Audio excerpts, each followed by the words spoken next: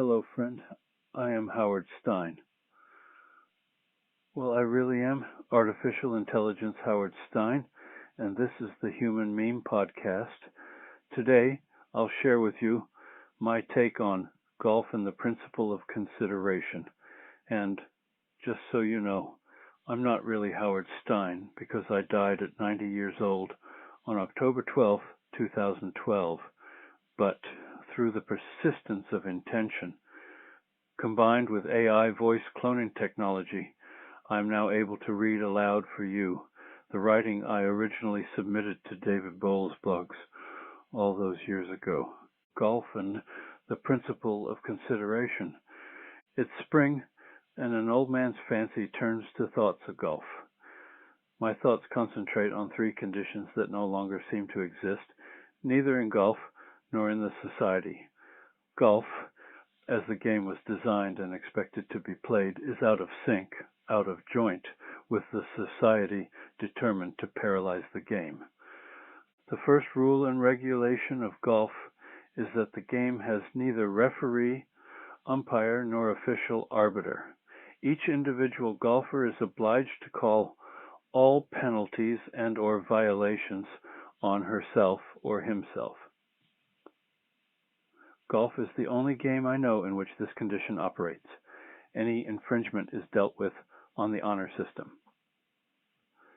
Such a design requires that each individual player be thoroughly familiar with all the rules and regulations which govern playing the game. The player must be knowledgeable. In tournament play, officials are assigned who may pass judgment about a questionable situation and to whom participants can appeal. However, the ordinary player, whether weekend or daily or a tournament participant, is expected to call on himself or herself any breach of regulations. Accepting that responsibility of rules and regulations, the standards of the game, the knowledge of the rules, and the honor system are the price a golfer pays for the luxury of playing the game that golfers love.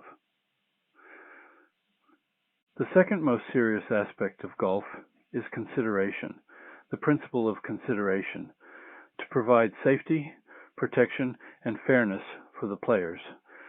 For example, if a golfer hits a ball into a sand trap, that player is expected to consider the golfer playing behind him or her.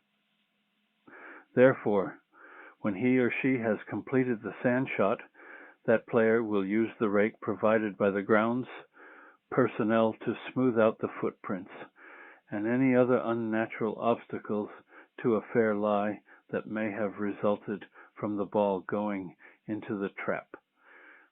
Every golfer protects fellow players from suffering unnatural handicaps created by other players. All players are protected against penalties and hazards inflicted by other players. That protection comes from the principle of consideration. Since golfers are not permitted to touch the ball once it is in play, except under designated circumstances, if a golfer hits the ball into a sand trap which has not been properly raked, that player could suffer an undue burden because of a predecessor's inconsideration. A similar condition exists with fairway divots.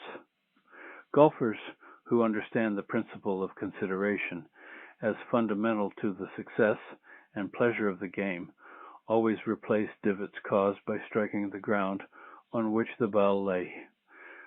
That action is expected specifically for the protection of the grass and for the protection of the players who will follow the last shot maker.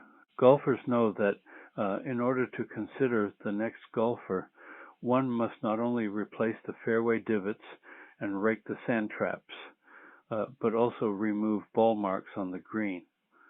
This latter action ensures the next player of a just chance to make a putt on a clear, clean, unhampered, and true green.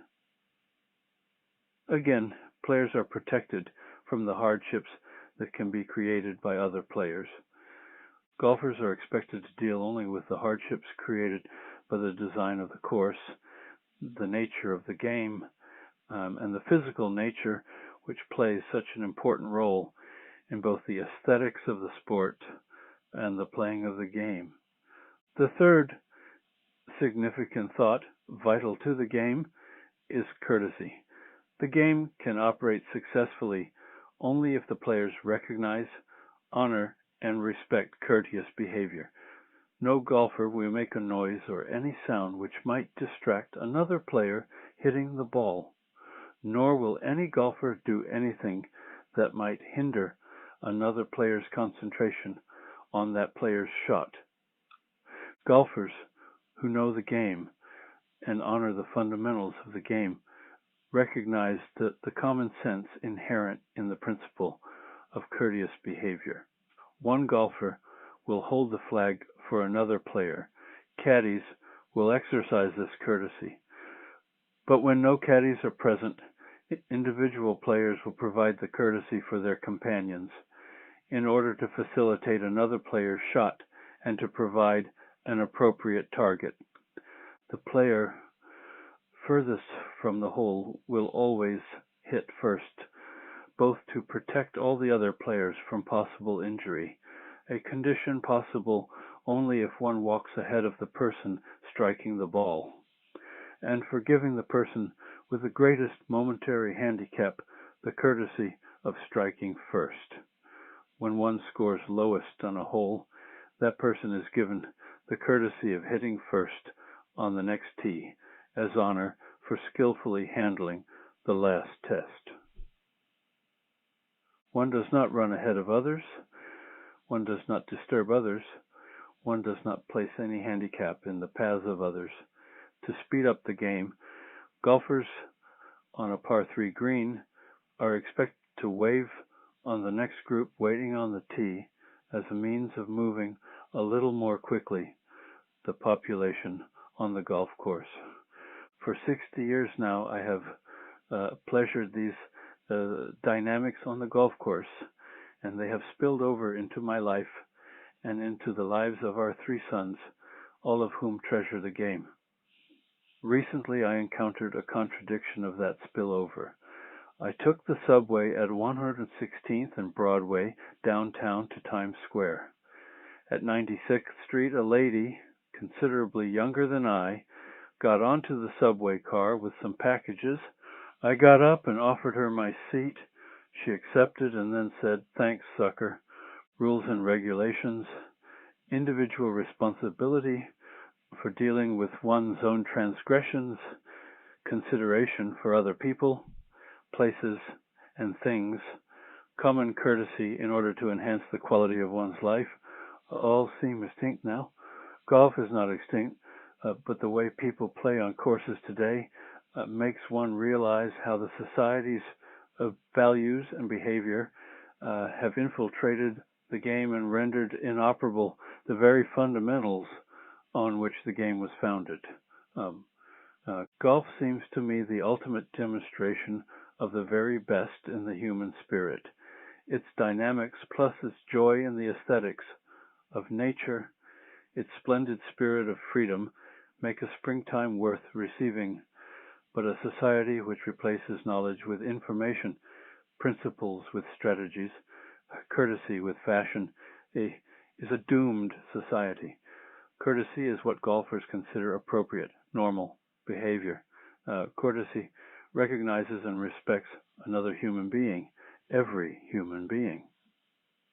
My golf thoughts this morning extend to Mr. Jefferson and his words. If a nation expects to be ignorant and free in a state of civilization, it expects what never was and never will be,